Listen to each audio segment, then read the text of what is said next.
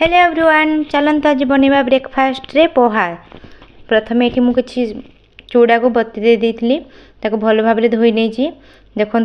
तापर ये मुझे नहीं गोटे छोट गाजर कोड़ी देती गोटे छोट आलू को कोरी नहीं। ये किसी बादाम मंजी नहीं गोटे पियाज को छोट छोट काटिदे किसी नड़िया कोरा नहीं।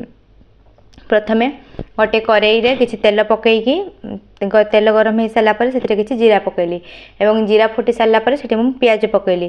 पियाज को किसी समय भल भाव भाजिली और पियाज भाजी सारापर से आलू दे पकईली और गाजर पकईली।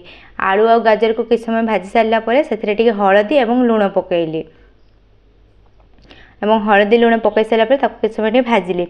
भाजी सारापर घोड़ाई देली 5 मिनिट और 5 मिनिट जो देखूँ मोर टे भजाटा भलसे भाजी और भाजी सारापर से पकईली बादाम मंजी और बादाम मंजी को भाजी सारापर से पकईली मु चूड़ा जो चूड़ा को धोईकी रखी और चूड़ा को भाजी सारापर मत मीठा पसंद बोली से पकईली गोटे चामच चीनी।